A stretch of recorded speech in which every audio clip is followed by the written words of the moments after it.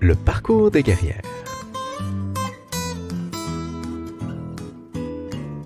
Salut les guerrières, salut les guerriers. Bienvenue à ce nouvel épisode du balado du parcours des guerrières. Le parcours des guerrières est un balado enregistré en direct où l'on prend, ensemble, le temps pour rencontrer une personnalité féminine d'inspiration, d'exception. Aujourd'hui, ma guerrière, après des études en histoire de l'art à l'université Nova à Lisbonne et une maîtrise à l'école du Louvre, elle a émigré au Québec où elle est maintenant la directrice générale et artistique de la Fondation Molinari à Montréal. C'est avec un grand honneur que je vous invite à découvrir avec moi Margarida Mafra. Margarida, bonsoir! Bonsoir à tous, bonsoir. Merci d'avoir accepté cette invitation de te rencontrer ce soir. Avec grand plaisir. C'est vraiment le fun de se faire inviter pour un podcast avec un si beau nom. Ben, je suis content que tu apprécies le nom parce que je pense que en plus ça décrit bien l'ambiance que je souhaite donner à ce podcast. Ouais. Si ça te va ce soir, ce que je te propose, dans le fond, c'est qu'on parle un tout petit peu du travail que tu fais à la Fondation Molinari. Et puis, on se questionnera également sur qu'est-ce qui t'a amené là. Donc, un peu là, le cheminement probablement qui n'est probablement tortueux. Je suis pas certain, mais probablement tortueux qui t'a amené jusqu'à à la Fondation à Montréal. Est-ce que ça te va? Ah, ça va très bien. C'est super.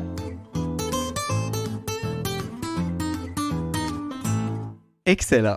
Donc, premièrement, tu es muséologue et donc là, je vais juste nommer quelques petits travail que tu as réalisé. Adjointe à la conservation, c'était un stage à la Calouste Foundation, médiatrice culturelle au MAC, à la Foire internationale d'art de Paris, d'art contemporain de Paris, pardon, commissaire, j'ai vu commissaire, directrice artistique, curator, que j'ai traduit par curatrice. C'est quoi une muséologue? Ça fait beaucoup de choses, une muséologue, effectivement. Oui, ben, en fait, donc, on utilise le mot muséologue pour désigner normalement quelqu'un qui a une formation en muséologie et qui travaille dans le milieu muséal, donc dans un musée. D'accord. Donc, muséologue, ça décrit effectivement beaucoup de fonctions. Quelqu'un qui fait juste la muséologie, ça veut dire qu'ils vont faire de la recherche en muséologie, mais quelqu'un qui est un muséologue dans le terrain, il peut faire de la conservation, de la gestion de collection, il peut faire justement du commissariat d'exposition. Donc, ça dépend beaucoup. La médiation culturelle aussi est un volet, est un domaine dans la muséologie. En gros, c'est la science des musées. Donc, ça couvre toutes les fonctions qu'un musée doit avoir. D'accord. Mettons qu'on prend les termes un à un de façon abrégée. Là. Déjà, conservation, ça sonne, j'essaie de conserver, mais est-ce que c'est vraiment ça? Genre, je vais prendre les œuvres et trouver des façons de les rendre plus durables? Pérennes. Pérennes, oui, tout à fait. Oui, c'est exactement ça. En fait, la conservation préventive, c'est l'acte de désamorcer toutes sortes d'agents nocifs pour les objets. Donc, une des fonctions au cœur du musée, c'est donc la conservation, c'est-à-dire qu'un musée, normalement, pas tous, mais normalement, ont une collection et cette collection a une valeur patrimoniale. Alors, dans ce cas-là, il faut s'assurer qu'elle dure dans le temps. Mm-hmm. Et je veux dire, on sait tout ce qui arrive, par exemple, quand un bout de papier est exposé à la lumière pendant trop longtemps, il va jaunir. Oui. Donc, la conservation préventive, c'est justement éviter tout agent de détérioration. Donc, c'est contrôler la température, l'humidité, la lumière, les agents polluants, la poussière. Que les gens n'utilisent pas de flash? Ça peut être ça. Ça dépend des œuvres. Donc, après, une peinture n'a pas les mêmes besoins qu'un dessin, n'a pas les mêmes besoins qu'une tapisserie. C'est très différent aussi, le tissu, évidemment. Donc, ouais. Ben là, OK, je vais poser une question controversée. Alors, Est-ce que, ben, j'imagine que tu as entendu parler de ce qui s'est passé récemment, là, je pense que c'est Ah oui. peut-être au Louvre, je suis plus certain, mais où les œuvres de Van Gogh ont été, il y a de la soupe au pois qui a été tirée Ouais. sur les œuvres. Uh-huh. Donc, est-ce que ton cœur de conservatrice a sursauté à ce moment-là? Au départ, oui. Après, je me suis rendu compte qu'il y avait une vitre, ce D'accord. qui est bon, bonne chose, bonne chose. Euh, oui, ben, je veux dire, enfin, je trouve quand même que les musées sont une place, doivent avoir de la place à la contestation. Enfin, OK. c'est un lieu de culture, donc c'est un lieu dans lequel les gens doivent prendre parole et se manifester. Donc, that's nice. Uh-huh. Après, je pense qu'il y avait comme, selon moi, ça c'est très personnel, il y avait un décalage entre le message qu'ils voulaient passer et la place où ils voulaient passer ce message. Je ne suis Uh-huh. pas sûre que les deux allaient ensemble. Je ne suis pas sûre que le message, que ce qu'ils voulaient transmettre est vraiment passé. Je pense que c'est pas ça qu'on va retenir, malheureusement. Ce qu'on va retenir, c'est qu'on a acheté de la soupe sur un Van Gogh. Donc, bon. Euh, donc oui, mettons, il y avait un décalage. Mais oui, la majorité des conservateurs, des muséologues vont regarder ça et vont se dire, oups, qu'est-ce qui s'est passé? Comment Et- est-ce qu'on peut, c'est quoi les dommages? Comment est-ce qu'on peut, uh-huh. enfin, est-ce qu'on peut Est-ce que tu penses restaurer? que ça va avoir changer des pratiques éventuellement? Parce que peut-être qu'on se dit que ça arrivera juste pas, cette affaire-là. Bonne question.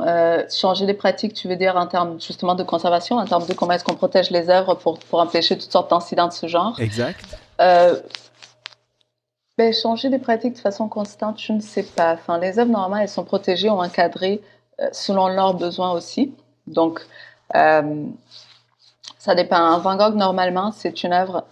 Normalement, ils ne sont pas tous pareils, mais ils ont beaucoup d'empattement. Donc, ça veut dire que la peinture qui est sur la toile est très épaisse. D'accord. Ce qui veut dire qu'une couche de protection extra, donc la vitre, fait une sorte d'environnement tampon. Donc, ça empêche justement les changements de température, ça empêche que la peinture s'altère plus rapidement. Donc, c'est Uh-huh. pour ça qu'il y avait une vitre. Pas toutes les œuvres ont besoin d'une OK, vitre. donc c'était pas Euh, pour prévoir cette affaire-là, c'était vraiment non. simplement parce que on a été Ouais. chanceux. Là.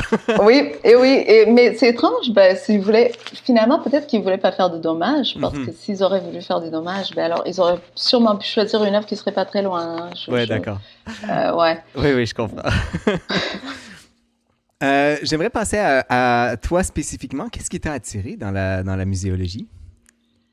Euh, j'ai très très jeune, je savais très bien ce que je voulais faire. Enfin, c'est rare, D'accord. mais j'ai grandi. Enfin, j'ai eu de la chance pour moi de grandir avec des parents qui m'amenaient au musée presque à tous les week-ends. D'accord. Donc, j'allais au musée, j'allais au château, au palais. Enfin, on apprenait l'histoire beaucoup. Ma mère adore l'histoire. Mon père euh, connaît pas vraiment le monde de la peinture, mais adore observer. Uh-huh. Donc, j'ai beaucoup de souvenirs d'être au musée. Mon père pointait le type de bleu. Il me disait, Margarida, viens, regarde ce bleu, il est magnifique à côté du rouge. Et, et, et, et donc, du coup, pour moi, aller au musée, c'était synonyme de plaisir, de découverte, euh, de voyage dans le temps. Uh-huh. Enfin, c'était un jeu. J'ai toujours aimé ça. Euh, et donc, quand est venu le temps de choisir et d'aller à l'université, c'était pas de la muséologie, c'était l'histoire de l'art, Oui. mon premier amour. Et, euh, et je me souviens, je me suis quand même fermée dans ma chambre à clé pour m'inscrire à l'université parce que mes parents voulaient pas, justement. Ils se Ah oui, disaient, d'accord. qu'est-ce qu'on fait avec l'histoire de l'art? D'abord, c'est quoi l'histoire de l'art? À quoi ça sert? Pourquoi Uh-huh. ça existe? Donc, c'était un peu, bon. Mais je savais que c'était ça. Je me suis dit, ben, si je vais travailler, chose que je dois, tout le monde doit, alors je vais faire quelque chose, je vais essayer de faire quelque chose qui me passionne. Euh, Évidemment, tout le monde disait, Marina, ça fait rien un artiste. Je suis comme, oui, mais je vais pas être artiste, c'est pas la même chose. Oui. Mais tu sais, comment on gagne sa vie en faisant ce métier-là? Euh, c'est sûr que c'est un métier quand même, il n'y a pas énormément d'emplois dans le domaine, donc il y a beaucoup de gens qui étudient là-dedans et par la suite bifurquent, vont Mhm. ailleurs. Ouais. Donc je savais qu'il fallait que je persiste. Mais quand on a 16-17 ans, on n'est pas vraiment conscient non plus de ce que ça implique Et c'est gagner correct. sa vie. Et c'est correct, ça prend un peu d'insouciance pour suivre certains rêves, tout à fait. Uh-huh. Ouais. Est-ce que Est-ce qu'aujourd'hui, les parents sont satisfaits?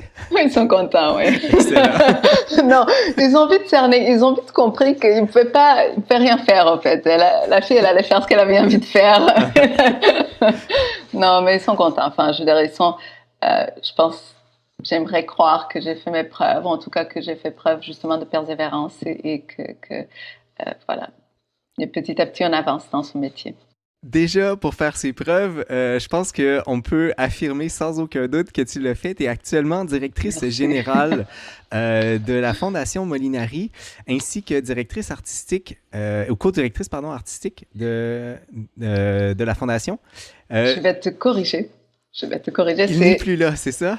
Exact. Voilà, donc OK. je suis directrice générale et artistique. OK, excellent. Exact. J'ai vu passer, je pense, ça fait quelques semaines tout au plus que c'est Gilles Daigneault, si je m'abuse. Gilles Daigneault, exact. Ouais, il a pris sa retraite. Ouais, mais ça fait un petit moment, ça fait 1 an et demi Ah ouais, d'accord. oui, ouais, quand même. Donc, pleinement directrice artistique également depuis 1 an et demi, c'est bien ça? Exact. D'accord. Ouais. Donc, merci de la correction. J'avoue que je me suis posé, j'ai pas pris de risque, j'ai dit co-directrice au cas où. C'est très bien, c'est très très bien. C'est quoi les défis de que tu... non, petit recul. Avant, c'est quoi la Fondation Molinari pour que les gens Ah, sachent de quoi on parle exactement? super, oui. Alors, la Fondation Guido Molinari est une fondation monographique, c'est-à-dire dédiée à un seul artiste, qui est quand même quelque chose d'assez rare au Canada. Ça existe beaucoup en Europe, tu sais, Fondation Picasso, Fondation Miro, enfin là je vous sors des grands noms, mais c'est quelque chose qui est assez court en Europe, ici un peu moins. On est situé dans le quartier d'Hochelaga Maisonneuve, dans une ancienne banque, un magnifique bâtiment qui date des années 20, et que Guido Molinari, artiste peintre, a acheté aux années 80. Et donc ici, là où je suis actuellement, c'était son dernier appartement et lieu de travail. Donc quand on vient à la fondation, on arrive, il y a une énorme salle qui a l'air effectivement d'une banque parce qu'il y a des plâtres, il y a un coffre-fort. On a quand même restauré l'endroit. On peut aller dans le coffre-fort d'ailleurs. On peut aller dans le coffre-fort, c'est vraiment le fun. Les enfants adorent ça. Et donc, c'est ici que ce maître de l'abstraction, ce peintre, a travaillé et vécu les derniers 25 années de sa vie, à peu près. Et donc, vers la fin de sa vie, il est décédé en 2004. Il savait, il y avait un cancer. Son médecin lui a dit, écoute, tu as 2 ans à peu près. Et il s'est dit, c'est trop tôt, j'ai beaucoup trop de travail à faire encore. Donc, il a rassemblé un premier conseil d'administration et il a fondé cette fondation, il a créé cette fondation. OK. Et la fondation, en tant que telle, à la base, était le bâtiment et sa propre collection. Donc, puisque c'est un grand bâtiment, on peut conserver notre collection ici même. On a à peu près 4000 objets d'art, des peintures, des sculptures, des sérigraphies, des dessins. Toutes produites par Guido Molinari. Presque toutes, exact. Enfin, il collectionnait aussi. Donc, on a une petite collection d'œuvres de ses contemporains, d'artistes qui étaient soit ses collègues, soit ses étudiants aussi, parce qu'il était professeur à Concordia pendant une vingtaine d'années. Donc, voilà. Donc, le but, donc c'est vraiment Molinari qui a décidé de la mission de cet endroit-là. La mission étant de conserver cette collection-là, être un musée de référence de son œuvre, de lui-même, préserver sa mémoire, tout en soutenant des artistes actuels. Donc, on n'est pas figé dans le temps. Ce serait dommage puisque la création contemporaine à Montréal est tellement vivante et intéressante. Et donc, on réussit quand même à explorer le travail de Molinari, souvent à travers le travail d'autres artistes. Donc là, j'essaie de comprendre parce que tu mentionnais juste avant que c'est... j'ai oublié le terme, là, mais c'est quelque chose comme mono-artistique ou... monographique. Monographique. Oui. Donc, dédié à un seul artiste, mais en même temps, vous avez d'autres artistes qui sont également en résidence peut-être ou en exposition? Exact. En fait, on fait 3 à 4 expositions par année. Il y a toujours une exposition par année dédiée exclusivement à Molinari. Par exemple, à la Fondation en ce moment, c'est ça l'expo. C'est le travail de Molinari pendant les années 60. Mais les autres expositions, on va sélectionner soit des thématiques, soit on invite des artistes en résidence, effectivement, à créer. Donc, les artistes en résidence, ils viennent sur place, ils travaillent sur place pendant 2 mois. On leur montre la collection, on leur montre nos archives, on leur parle de Molinari, de l'histoire du lieu. et on leur demande de produire en pensant à tout ça, en gardant ça à l'esprit. Et par la suite, c'est un peu une sorte de carte blanche pour ce qu'ils ont envie de faire et on expose le résultat de cet échange-là. D'accord. Donc, Donc c'est des œuvres qu'on pourrait dire originales lors de tout à ces fait. expositions-là. Oui, oui, c'est des œuvres fraîchement créées. D'accord. Donc, ben, en tout cas, pour les gens qui écoutent, c'est quand même intéressant parce que je pense que on a une conception peut-être intuitive de l'art qui est souvent de le passé que Mhm, l'on entre guillemets consomme, c'est peut-être pas le bon terme là, mhm. consommer l'art actuel est aussi important Ouais. et utile aussi pour ces artistes-là qui qui produisent. C'est sûr, c'est sûr. Et Montréal est une magnifique ville pour ça, hein. Vraiment, c'est extraordinaire ce qui se produit à Montréal, je dirais, hein. C'est une ville dans laquelle les galeries d'art sont très actives, les centres d'artistes sont extrêmement importants pour l'écosystème culturel montréalais aussi. Donc, oui, Ben, c'est vraiment le fun. ça m'amène à une question que j'avais par rapport à ça. Euh, J'imagine qu'il y a une volonté quand même présente là, des artistes d'être artiste en résidence quelque part. J'imagine qu'en tant que directrice artistique, tu dois faire un choix. Oui. Ces choix-là se basent, un, sur quoi? Et deux, est-ce que c'est crève-cœur de faire un choix entre des artistes? Ça l'est, oui, ça l'est, c'est effrayant. Écoute, on travaille. Montréal n'est pas un très grand milieu, donc Mhm, on connaît le monde, mettons. évidemment. Donc, on peut, souvent, quand on reçoit une proposition de résidence, je connais le travail de la personne, je connais la pratique de la personne. Euh, on essaie d'avoir des critères le plus objectifs possible. OK. Un des critères, le premier critère, c'est est-ce que la personne est prête à jouer le jeu et effectivement, est-ce que la personne cherche juste une exposition de ses œuvres ou est-ce qu'elle comprend bien et c'est clairement exprimé dans la proposition que elle va travailler chez Molinari et D'accord. donc avec Molinari. Il faut vraiment se prêter au jeu. Donc ça, c'est un. Évidemment, on va regarder des critères tout bêtes comme le CV, l'historique des expositions, Mhm. dans la qualité de l'œuvre en soi, du travail en soi. Et de façon générale, c'est ça. Après, oui, c'est crève-cœur. Enfin, je veux dire, des fois, on a des magnifiques idées, des belles expositions qu'on nous propose et je regarde l'exposition et je me dis, j'ai envie d'être impliquée là-dedans. J'ai envie de faire le commissariat de cette exposition-là. Uh-huh. Mais c'est pas ici. Ici, c'est peut-être pas la place. Il y a d'autres Hmm. institutions dont la mission se prête à ça. Tu vois, donc c'est pas forcément juste une question de qualité, c'est aussi est-ce que ça se prête au lieu et à notre mission. Est-ce que ça correspond? Je trouve ça vraiment intéressant parce que je pense que intuitivement, je m'étais fait à l'idée que on va nécessairement dans la direction des choses, mettons en tant que directeur ou directrice artistique, des choses qui nous intéressent personnellement. Mais en fait, il faut dépasser ça et aller vers qu'est-ce qui est le mieux pour ben, la fondation dans ce cas-ci ou le lieu dans lequel on est. Oui, absolument. Enfin, je veux dire, c'est clair on préfère, on veut choisir des projets qu'on aime, on Évidemment. s'entend. Normalement, c'est ça. Et travailler aussi avec des gens avec qui on aime travailler, enfin, je veux dire. Mais, euh, mais oui, tout directeur de musée ou d'institution, quelle que soit l'institution, se doit tout d'abord de respecter une mission. Euh, et normalement, la programmation est un des outils pour ça, en fait, Uh-huh. pour Est-ce que ça accomplir arrive ça. que vous allez sur des artistes conjoints, donc par exemple deux artistes en résidence simultanément? Oui, ça arrive, c'est arrivé par le passé. Notre prochaine résidence, par exemple, qui va avoir lieu cet hiver, donc de janvier-février, on est fermé au public et on reçoit 5 artistes en résidence. C'est vraiment le fun. En fait, ils se sont mis ensemble, ils se connaissaient déjà d'avoir étudié ensemble, d'avoir partagé des ateliers.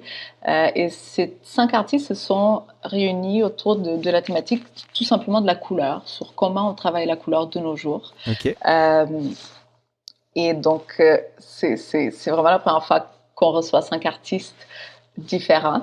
On s'est dit, est-ce qu'il y aura... Enfin, quand c'est une seule personne, tout l'espace est à cette personne-là. Elle ne doit pas consulter personne. Donc, Mhm. c'est plus simple d'une certaine façon. Uh-huh. Donc, évidemment, on s'est demandé, est-ce que tout le monde va bien s'entendre? Est-ce Uh-huh. qu'on va bien comprendre qui expose où, pourquoi, comment? Donc, ça implique une autre gestion. Mais à présent, c'est juste extraordinaire et je trouve qu'on va avoir vraiment un beau projet à offrir au public là. Donc, ça ouvre euh, début mars, le 3 mars, il me semble, le premier jeudi du mois de mars. Uh-huh. Donc voilà, ouais, 5 artistes. Tous avec des pratiques différentes, mais réunis autour voilà, de l'idée de la couleur.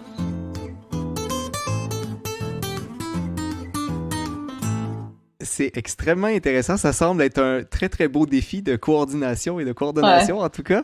ouais. Euh, Parlant de défis, ce serait quoi, tu penses, les défis principaux là, de direction artistique et direction générale à l'intérieur d'un musée, dans le cadre de la Mhm. direction d'un musée? Ouais. Ah, je pense que la première réponse, la réponse la plus évidente, c'est le financement. Mhm. C'est un peu souvent le cas. Mais aussi la pertinence. Je veux dire, euh, pourquoi on expose, à quoi on sert. Enfin, l'art est inutile. Hein. Je veux dire, l'art se veut inutile aussi. Hein. Uh-huh. Il y a pas un but précis. On le fait, l'être humain le fait depuis toujours, depuis qu'on existe, on le fait sans but précis. Uh-huh. Donc, euh, C'est une des rares choses quand, d'ailleurs qu'on fait sans aucun but. oui, et c'est parfait. Mais en tant qu'institution qui s'occupe d'exposer, de conserver cela, euh, nous, on doit avoir une pertinence. On ne peut pas se permettre d'être comme l'art, bien entendu. Et donc, c'est quoi notre rôle dans le milieu dans lequel on s'en sert? Enfin, pourquoi on est là? Qui on veut? À qui on sert, en fait? Qu'est-ce qu'on peut donner de plus à la société, aux gens qui viennent chez nous? Et donc, garder cette pertinence-là Uh-huh. est important. Après, oui, c'est clair que le financement est toujours un enjeu. Heureusement, je trouve qu'ici au Québec, on est quand même pas mal soutenu enfin, il y a beaucoup de programmes de subventions sur plusieurs paliers de gouvernement. Donc, euh, ça fait de sorte que les institutions ne dépendent pas exclusivement de revenus autonomes qui seraient extrêmement difficiles d'obtenir. Uh-huh. Euh, et, euh, mais voilà, je dirais ces deux choses-là, c'est pas mal.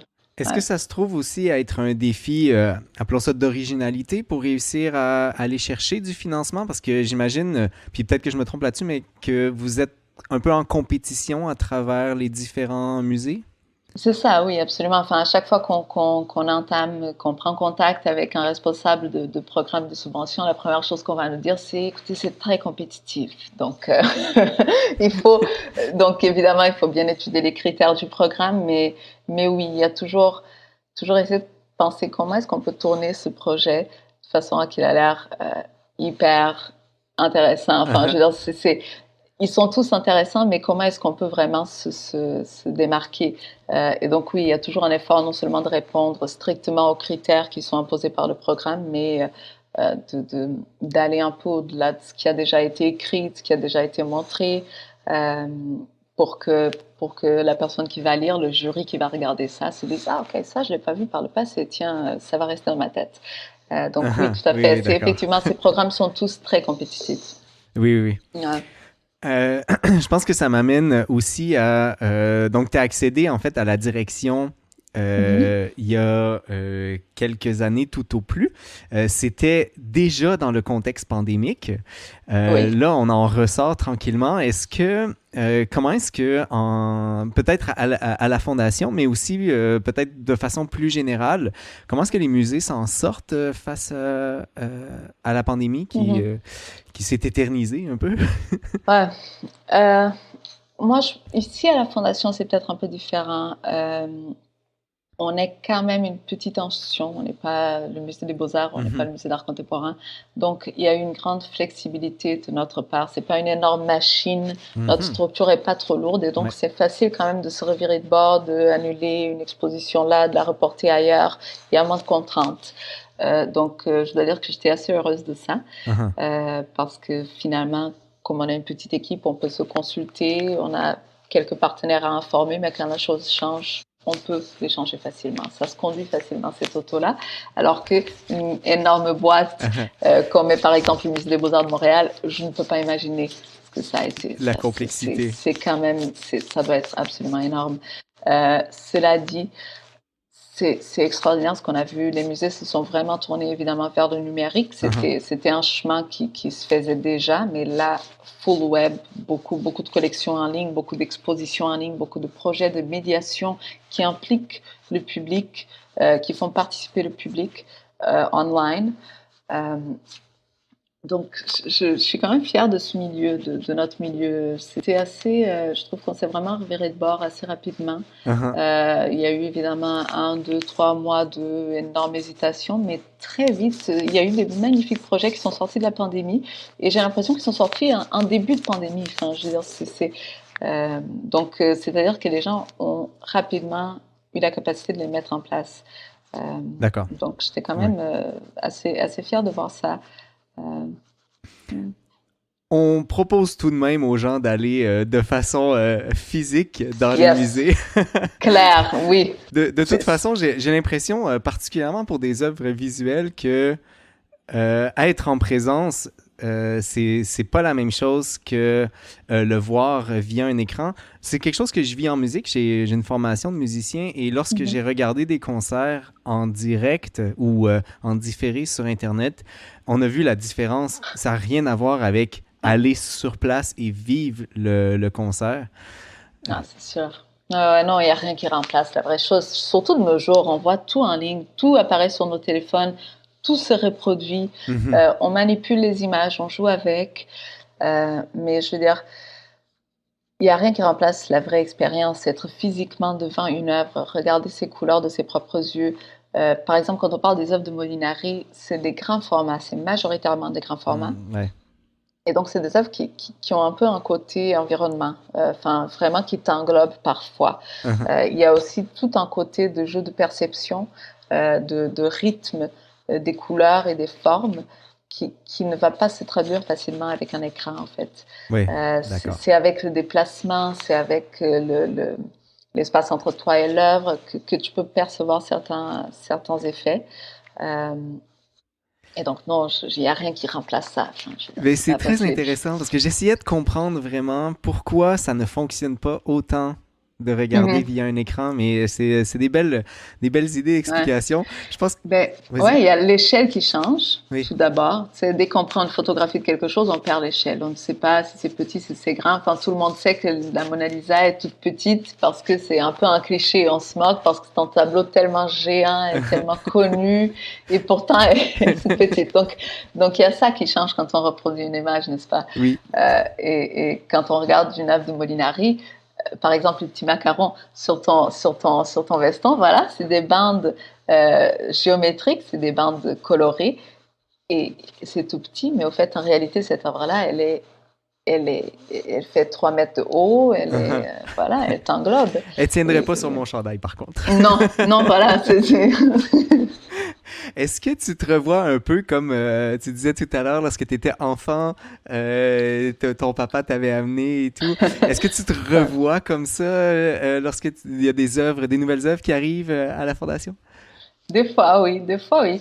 Euh, c'est un peu comme tout dans la vie, hein. Quand on travaille dedans, il y a beaucoup de choses qui te préoccupent. Il y a le stress du jour le jour Uh-huh.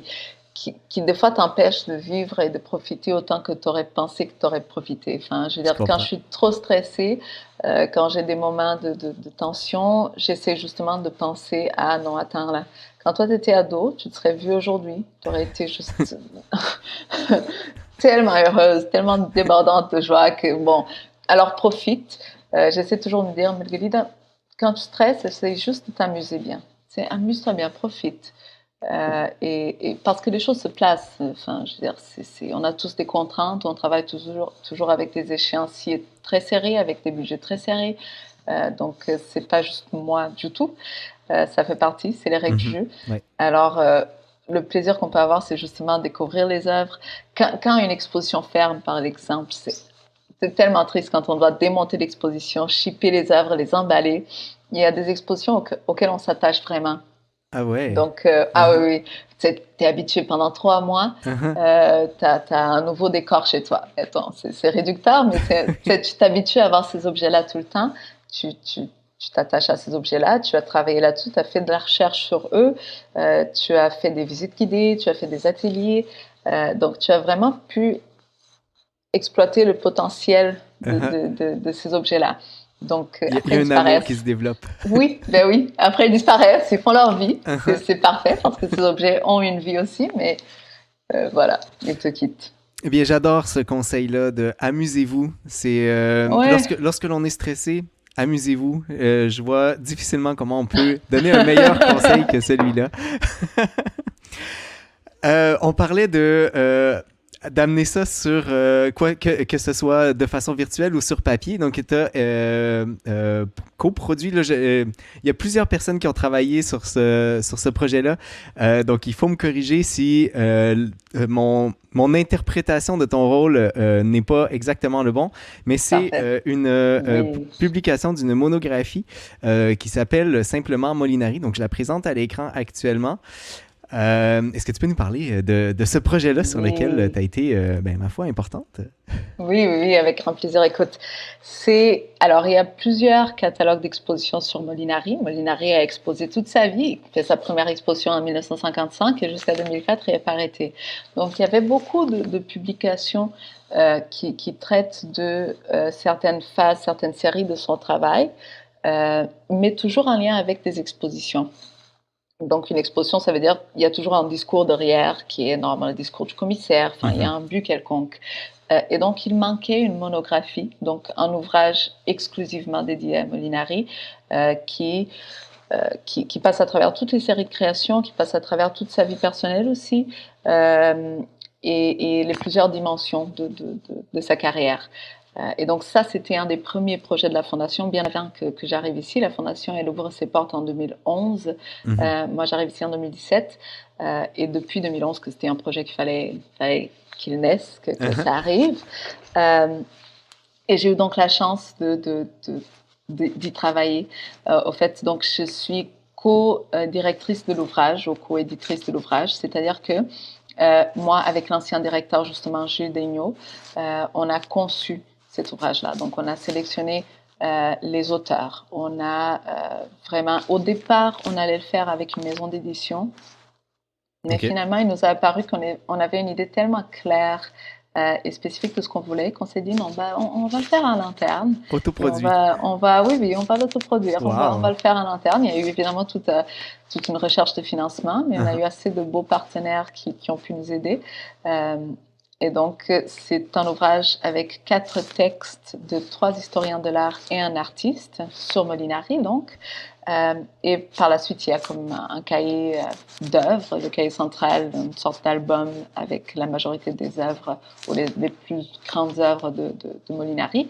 Et l'ouvrage termine avec une chronologie illustrée de sa vie. Donc là, c'était une super opportunité pour nous d'aller vraiment produire beaucoup de documents de notre fonds d'archives. Donc, on va voir des photographies des années 50 magnifiques. On va voir des correspondances entre Molinari et d'autres artistes, Molinari et des directeurs de musées. Donc, vraiment un côté plus archive qui est toujours très intéressant. Là, pour que je comprenne bien, c'est pas toutes les œuvres de Molinari qui sont représentées à l'intérieur de cette œuvre. Non, exact. C'est vraiment une sélection. Là, il faut m'expliquer quelque chose, et c'est une question extrêmement naïve. Là. Je m'en excuse déjà, mais... Non, go! Guido Molinari est un artiste non figuratif, donc qui ne fait pas là, des peintures de canards et de... il n'y a pas de portrait, pas de fleurs. Ouais. Et essentiellement, il s'intéressait aux formes géométriques, donc comme on peut voir sur le macaron, donc des barres verticales ou des carrés et tout, mais surtout des barres verticales, si j'ai bien compris. Comment est-ce qu'on compare ces œuvres-là et on dit, celle-là, c'est elle qui doit aller dans le livre plutôt que celle-ci? Oh, magnifique question. Écoute, très bonne question. Je pourrais presque te dire, je ne sais pas. C'est-à-dire, Non. Enfin, je veux dire, si tu viens à la Fondation, là, par exemple, on a beaucoup, justement, les années 60, c'est cette période-là des bandes, qui est la période la plus connue de Molinari. Il a fait d'autres choses, mais c'est aux années 60 qu'il devient un peintre canadien, c'est-à-dire qu'il s'exporte, que le Canada exporte aussi son travail, donc qu'il commence à exposer à l'international. Il est exposé au MoMA, il est exposé en France, en Italie, il fait un peu le tour du monde avec ces œuvres-là, donc avec ces bandes verticales notamment. Quand on les voit, c'est réducteur de dire c'est juste des bandes. Ça l'est, hein, strictement parlant du point de vue formel, c'est ça, sauf que il y a plusieurs phases à ces bandes. Il y en a qui sont plus plus large, plus étroite, d'égale largeur, inégale largeur. Et donc, l'agencement des couleurs et de ces éléments avec différentes dimensions vont provoquer des effets différents. Et donc, il y en a, par exemple, il y a des tableaux à bandes dont le rythme est vraiment, c'est perturbant parce que tu as vraiment l'impression qu'il y a des couleurs qui viennent proches de toi et qui reculent, etc. Donc, il y a vraiment des effets visuels d'optique très recherchés. Alors qu'il y en a d'autres, simplement par leur échelle et par la largeur des bandes, tu as vraiment l'impression d'avoir un environnement. Donc, il y a ça qui peut être un critère. Uh-huh. Donc, ce sont effectivement des œuvres différentes, même si elles se servent des mêmes formes. Voilà, et ça devient des œuvres très différentes les unes des autres. Et après, il y a juste une question de qualité, à vrai dire, parce que, il y a des œuvres qui nous provoquent un grand plaisir esthétique. Il y en a d'autres qui sont peut-être un peu moins intéressantes. Et ça, c'est une appréciation personnelle. Oui, effectivement, ça l'est. Après, il y a des œuvres qui ont été retenues par le public, par exemple. Il y a des œuvres qui ont été exposées à maintes reprises et donc elles ont un CV extraordinaire. Elles ont été exposées partout au monde dans de grands musées. Elles ont aussi été admirées par la critique. Donc, il y a des critiques d'art qui ont couvert ces œuvres-là à différents moments de l'histoire. Donc, quand on parle des œuvres majeures, c'est non seulement... C'est pas forcément les plus belles, mais c'est celles qui ont vraiment été reçues et appréciées d'historiens de l'art et du grand public. Donc il y a ça aussi. Les œuvres qu'on a incluses dans la monographie sont majoritairement des œuvres qui ont été souvent exposées, souvent appréciées. Mm-hmm. Voilà. Et donc qui ont un historique elles-mêmes qui leur est propre. J'ai aimé le fait que tu mentionnes que les œuvres ont un CV.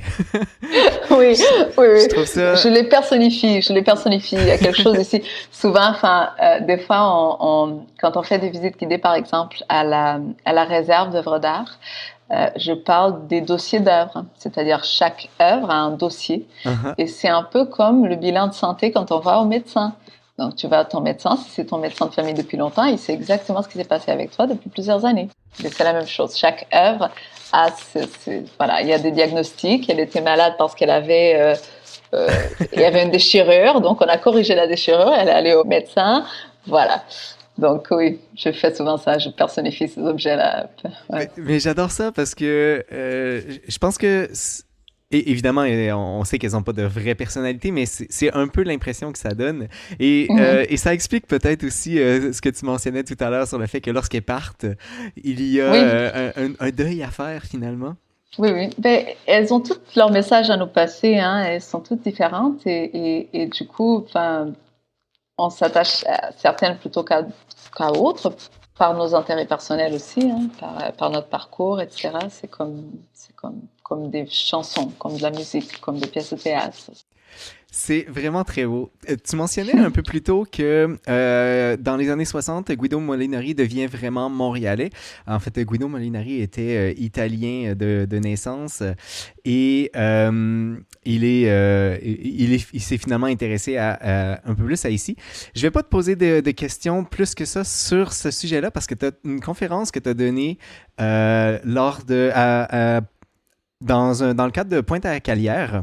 Donc, je vais mettre le lien en description du balado pour que les gens qui seraient intéressés par ta présentation, ta conférence sur un peu la vie, finalement, de Guido Molinari, c'est l'intégralité finalement de sa vie. Ça dure un bon 20 minutes, mais c'est super intéressant.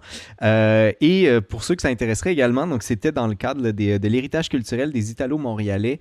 Donc c'était une conférence qui avait été donnée et ça avait été fait avec également Marco Cagliari qui passait tout juste avant toi, ainsi que Nadia Toto qui est designer de mode. Marco Cagliari, là, tout le monde le connaît probablement, le fameux chanteur, notamment du groupe métal de Anonymous, mais également chanteur qui chante des trucs italiens.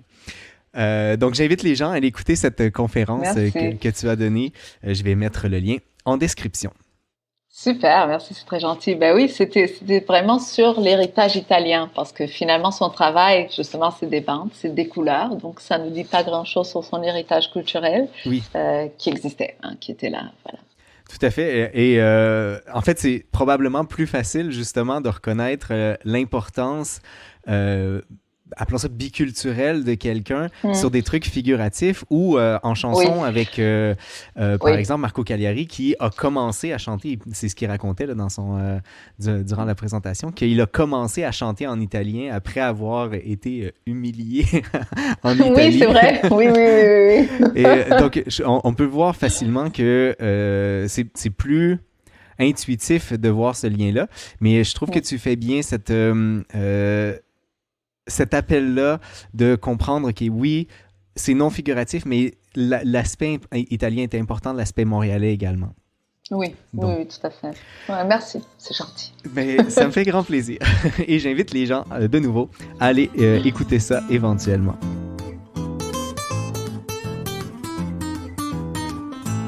Reculons dans le passé, Margarida. Oui. Euh, on a parlé tout à l'heure que tu as été que tu as fait donc l'équivalent du baccalauréat ici, donc une licence en histoire de l'art à l'Université Nova à Lisbonne. Donc tu es originaire du Portugal. Je pense pas qu'on l'a Oui, mentionné je suis encore. portugaise. Ouais, ouais. Donc lorsque tu as fait ton baccalauréat en histoire de l'art, la Mhm. question que j'avais, j'ai peu nécessairement à poser là-dessus. C'est est-ce que je pense que tu nous as donné des indices déjà de ça, là, mais est-ce que tu es artiste toi-même également ou c'est quelque chose que tu n'as jamais commis toi-même? Je l'ai jamais fait. Non, Jamais non, pas fait? du tout. Je peux même pas dire que je suis pas bonne. C'est que je le sais pas. Je me suis D'accord. jamais essayée et c'était jamais l'élan. C'était jamais mon but vraiment. Je voulais pas faire de l'art. Je voulais comprendre ce qu'on veut dire quand on fait de l'art. Donc, c'est pas la même démarche. Je Uh-huh. pense vraiment que ça prend des esprits. Ben, je veux dire, ça communique. Il y a clairement des points communs, mais c'était pas. Voilà, je pense qu'on crée quand on crée. Enfin, moi, j'ai un côté créatif. Uh-huh. Je le mets dans l'écriture, je le fais dans la conception d'exposition, mais enfin, pas d'une autre façon. Mais ça compte également. J'ai l'impression, là, je vais parler de moi pendant vraiment très très peu, mais Vas-y, vas-y, j'ai vas-y. l'impression qu'à travers les projets comme ceux-ci, je Mhm. comble une partie de mon côté artistique. Donc, je peux très bien Ah imaginer oui, que... ah, là, j'aime ce changement de point de vue parce qu'on voit l'œuvre de Molinari derrière. eh oui, elle est là. Oui, donc je disais que j'ai un peu l'impression, grâce à ce projet-ci et d'autres projets, que je vais chercher mon côté artistique. Donc, je peux très bien imaginer que Ouais, via le choix des artistes qu'on va faire, peut-être la séquence aussi des artistes qu'on va choisir, on va combler un peu ce côté artiste ouais. en nous. Oui, oui. Mais c'est que faire une exposition, c'est vraiment créer un discours. Tu as quelque chose à dire. On apprend, enfin, quand on, j'invite le monde à, quand ils vont voir une exposition, penser c'est quoi, qu'est-ce qu'on voulait me dire avec tout ça? C'est quoi le Uh-huh. but? Pourquoi? C'est quoi l'histoire qu'on me raconte? Parce que c'est exactement ça. C'est toujours une histoire, ou c'est toujours un discours quelconque. Euh, et ben, et ça, c'est de la création. C'est quand même, c'est Tout ça. à fait. Donc, artiste, mais pas officiellement. Mais pas officiellement, non. D'accord. C'est la réponse courte à donner à cette Oui. question-là. Parfait. Par la suite, je l'ai mentionné déjà, tu fais Master 1 et Master 2 à Paris, à l'école du Louvre. Donc, Mhm. École du Louvre, ça sonne très, très bien. C'est plaisant de travailler au Louvre, Oh, d'étudier au Louvre? c'était un plaisir. Non, non, c'était un plaisir, c'est vraiment un privilège. Ce qui est vraiment le fun, non seulement le fait qu'on va au musée du Louvre à tous les jours et qu'on peut se dire waouh, c'est ici que j'étudie, c'est magnifique, Uh-huh. mais c'est non seulement ça, mais c'est que justement quand on fait une formation en muséologie, c'est très important d'avoir accès aux collections. Et donc c'est une formation très axée sur enfin, le milieu professionnel. Donc on connaît les réserves du Louvre, on connaît les réserves du Centre Pompidou, les réserves de Versailles, et on va carrément dans les ateliers de restauration de ces institutions-là. Et on peut voir comment les restaurateurs travaillent, comment les gestionnaires de collection travaillent avec ces œuvres. Et c'est vraiment, j'étais très contente, j'étais très choyée Je peux et très comprendre. heureuse. Oui. Là, je vais sortir mes notes. Je suis désolé, j'arrive Vas-y. pas à retenir ça par cœur. Mhm. Les deux masters, t'as produit dans le cadre de ces masters-là deux mémoires. Donc, il y Oui, en a un qui s'appelle, donc là, je vais les nommer les deux. Je cite vas-y. Les origines du silence, pardon, en contexte muséal, études de cas au musée Stewart, au musée des Beaux-Arts et au Jardin botanique de Montréal. Donc, ça, c'est pour le master 1. Et le Mhm. master 2, dans une atmosphère de rêve, Sonia Delaunay et l'appropriation de l'iconographie populaire portugale. Je recommence. Portugaise, ouais. L'iconographie populaire portugaise, étude des cas des œuvres hommage aux donateurs en 1916 et Portugal en 1937. C'est long mes titres. C'est des très longs Ils titres sont longs quand même. et c'est surtout extrêmement pointu. Comment est-ce qu'on aborde ce type de recherche-là? Je sais que ça fait déjà longtemps, là, c'était en 2013-2014 que tu as Mhm. fait ça, mais est-ce que tu as un souvenir de comment est-ce qu'on aborde des choses aussi pointues qui semblent pour moi être à la fois euh, les choses qui sont pointues ont l'air d'être extrêmement génériques Oui, dans leur approche. Je ne oui. sais pas si c'est Le clair ce que j'essaie de dire silence. là. Le silence, c'est l'exemple parfait de ça, c'est Oui, oui, clair. exact. Oui, alors c'est des mémoires de nature très différente. Donc le premier mémoire est un mémoire en muséologie et le deuxième en histoire de l'art. D'accord. Le premier, c'est très drôle. En fait, ça faisait partie d'un projet de la maîtrise en muséo à l'UDEM, ici à Montréal, même si j'étais à Paris. Euh, et en gros, c'était un groupe de recherche qui suivait des visiteurs dans différents types de musées. Donc, c'est pour ça qu'on retrouve le jardin botanique, le musée des beaux-arts et Musée Stewart. Stuart, c'est ça, voilà. Donc, un musée d'histoire, un musée de beaux-arts et un musée, voilà, un jardin botanique. Parce que les visiteurs vont justement avoir un fonctionnement psychique différent. Donc, c'était un mémoire de maîtrise qui impliquait de la psychologie un peu, de la muséo, de la sociologie aussi. Donc, ça prenait quand même, c'était un peu interdisciplinaire et on avait un groupe de recherche qui le permettait. J'étais pas seule, j'étais quand même bien épaulée. En gros, ce qu'on faisait, c'est que on suivait les visiteurs. Les visiteurs mettaient un headset, ils avaient un micro. On leur demandait de parler de ce qui leur venait à l'esprit OK. quand ils faisaient le parcours du musée. Nous, de notre côté, on avait accès aux enregistrements de ce qu'ils disaient. Uh-huh. Voilà. Donc, on pouvait un peu voir c'était quoi le fonctionnement des visiteurs. On savait où ils étaient dans la salle de musée. Donc, je savais devant quelles œuvres, devant quel objet ils étaient. Et donc, je pouvais voir quel type d'objet ou de contenu leur provoquait quoi. Hein, Uh-huh. voilà. Euh, et il y avait des gens dans ce groupe de recherche-là qui étudiaient les mots, qui étudiaient le fonctionnement affectif, le raisonnement logique, qui étudiaient différents types de fonctionnement. Et moi, j'étudiais les vides, le silence, donc C'est les tellement pauses. intéressant. C'est ça. Donc, et le but était vraiment de comprendre ce que les gens cherchent quand ils vont dans un musée, ce que les gens vivent quand ils vont dans une institution culturelle et comment ils en ressortent. Donc, c'était ça le but de cette technique-là qui s'appelle le thinking aloud. C'est-à-dire, c'est littéralement ça. Uh-huh. On demande aux gens de penser verbalement, de verbaliser leurs pensées. Et toi, ce qui t'intéressait, c'est lorsqu'ils y arrivaient pas. Oui, oui, oui. Et c'est souvent le cas devant les œuvres d'art. Uh-huh. Je veux dire, dans un jardin botanique ou dans un musée d'histoire, c'est souvent plus. Ouais, je vais peut-être.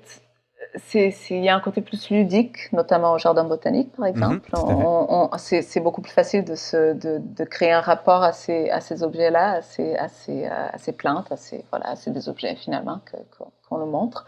Alors que pour l'art, il y a souvent c'est de la contemplation, beaucoup Mhm. plus. Donc, on peine à mettre des mots sur ce qu'on ressent, sur ce qu'on voit. On est souvent intimidé aussi.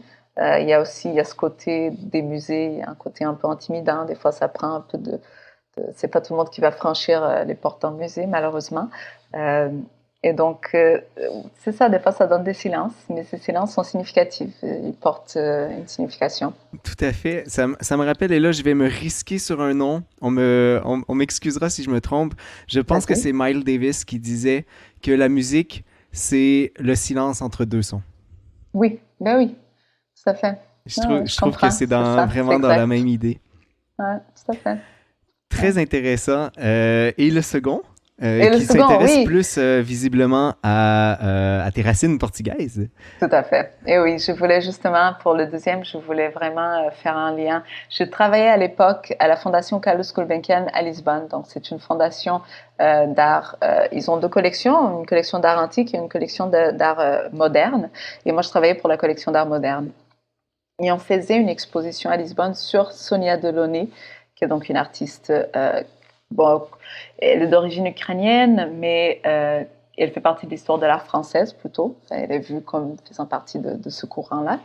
Euh, et, enfin, l'exposition s'appelait Le Cercle Delaunay parce que le couple Delaunay, Sonia et Robert Delaunay, ont passé 2 ans à Lisbonne, donc à Lisbonne, non, au Portugal, pardon. Donc entre 1915, donc on est quand même au début du siècle, entre 1915 et 17, ils étaient au Portugal. Euh, et se sont un peu exilés au Portugal alors qu'ils venaient de Paris, du centre de l'art moderne. Il y avait tant de mouvements, ils découvraient l'électricité. Enfin, c'était électrifiant aussi ce qui se passait en termes artistiques à Paris à l'époque, mais aussi pour fuir l'effort de guerre français, ils arrivent donc au Portugal et ils vont rencontrer la première génération de peintres modernes au Portugal. Et donc, il y a une série d'expositions et d'échanges artistiques qui se passent entre ces deux monuments de l'art français et ce qui se passait dans une périphérie qui était le Portugal quand même. Qu'aujourd'hui on peut, enfin voilà, aujourd'hui on parle de périphérie, de l'art moderne, la Grèce, Barcelone, le Portugal, bref. Et pendant ces 2 ans, ces deux artistes-là qui étaient habitués à faire de l'abstraction purement et qui étaient habitués à des thématiques très actuelles pour leur époque, ils regardent justement l'iconographie populaire portugaise. Donc ils vont représenter des céramiques, l'artisanat portugais, les habits des femmes. Et donc c'était une étude sur comment ils ont traduit, comment ils se sont appropriés de ces objets-là, ce langage iconographique, et ils l'ont traduit dans un langage moderne. Donc c'était ça m'a permis de faire de la recherche dans les deux pays. Donc je faisais vraiment beaucoup d'allers-retours, ce qui était super. Et donc pouvoir faire de la recherche dans des collections en France et au Portugal. Et finalement, ça c'est le fun parce que c'est pas toujours le cas avec nos maîtrises et nos doctorats, mais ce mémoire a quand même donné lieu à une exposition, a été publié par la suite sous forme d'article dans un catalogue d'exposition. Et donc félicitations. C'est le fun. Merci. Je pense que ça m'amène à la prochaine question. Tu mentionnes le fait d'avoir été sur plusieurs pays. Je pense que j'ai envie de te poser la question, pourquoi avoir été faire ta maîtrise ou ton master, comme c'est mentionné là-bas, en France, et aussi pourquoi être venu au Québec par la suite pour venir au HEC? Ouais. Je dis souvent que c'était pas des décisions très conscientes. Je suis arrivée à Paris en me disant je vais juste faire un échange de 6 mois. Donc j'y étais pour un Erasmus. Finalement, je suis restée 4 ans. Même chose avec Montréal. J'étais arrivée pour faire un stage de 3 mois. Là, ça fait 8 ans. Donc voilà. Mais non, enfin, je savais quand j'étais à Lisbonne, je savais que j'allais voyager. Je voulais vivre ailleurs. Je voulais voir plus. J'ai toujours bien aimé apprendre des langues, donc c'était très facile. J'ai très vite dit, je vais me mettre à travailler pour pouvoir payer des études à Paris, ça va être ça. Et ça l'a été. Et en plus, c'était une ville qui me correspondait beaucoup en termes culturels. C'est une ville qui a une offre culturelle extraordinaire. Et Montréal, c'est très différent de Paris, ça n'a rien à voir, mais ça m'a donné autre chose. Ça m'a donné vraiment une qualité de vie, une tranquillité. C'est une ville, je trouve qu'on vit bien ici.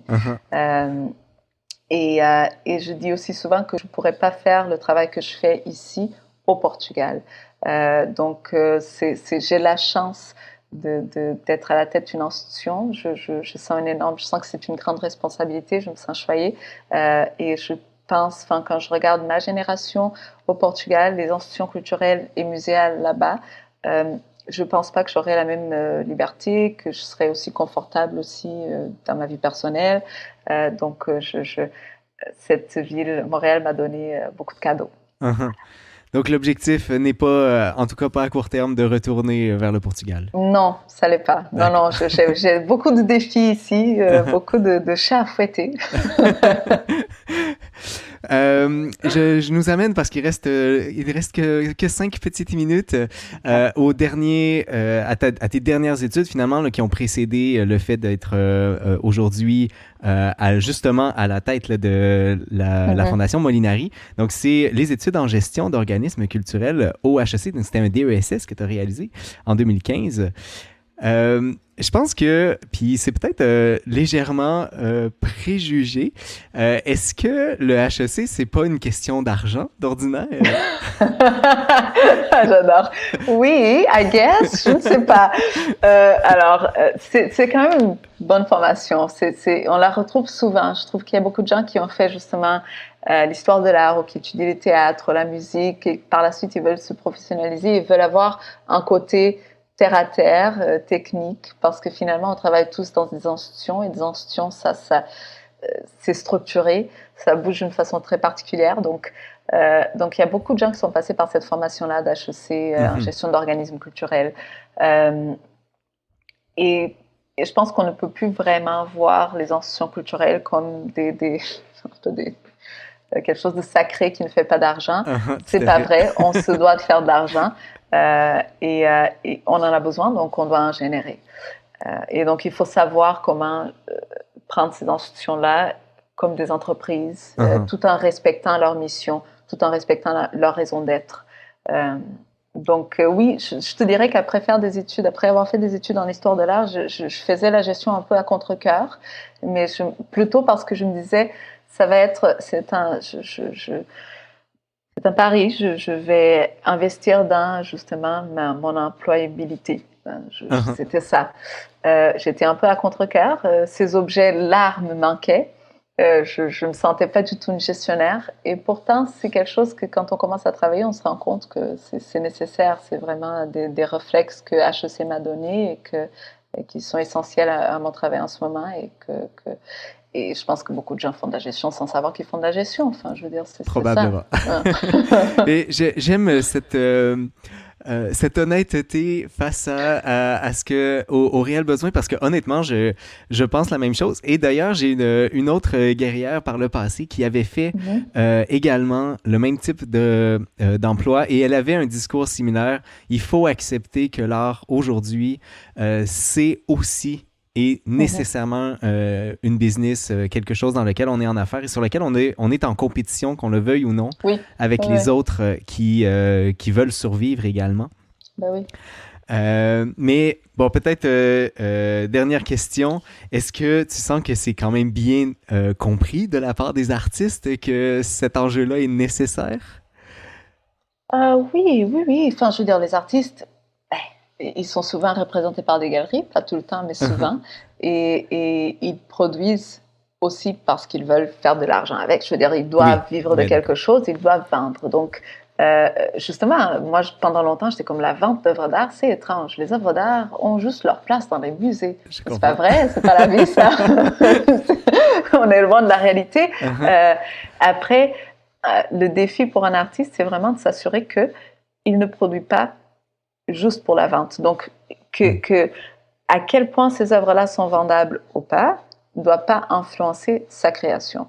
Donc, ça arrive parfois qu'on voit des artistes tiens, je fais très bien des bateaux, donc je vais juste continuer à faire des bateaux, ça vend bien. Donc, et après, c'est 20 ans de la même thématique qui se vend.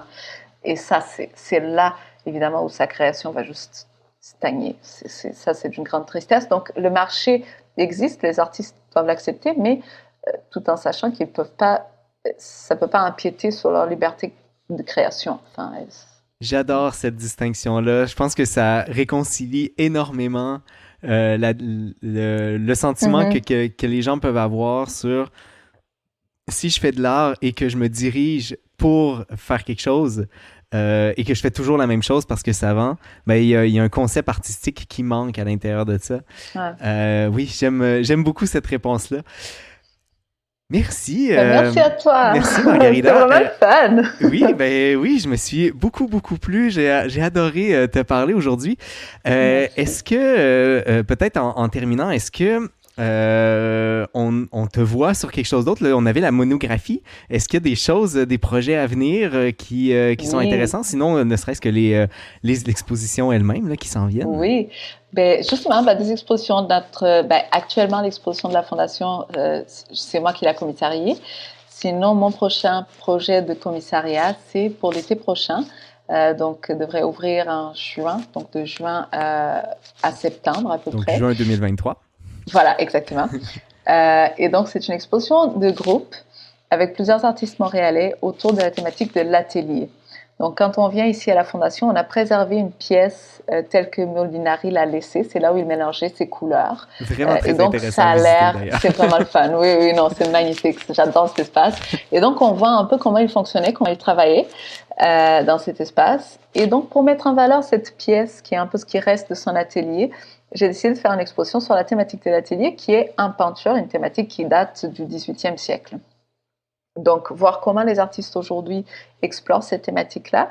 Donc, le côté formel de ce que c'est que la thématique de l'atelier en peinture, mais de l'autre côté, c'est quoi le rôle des ateliers d'artistes, des studios de nos jours. C'est des lieux qui doivent, selon moi, être subventionnés, qui doivent, selon moi, être appuyés et préservés. Parce que c'est un lieu de travail. L'artiste n'a pas une entreprise dans laquelle il rentre. Il travaille dans un atelier qui, préférablement, ne serait pas chez lui.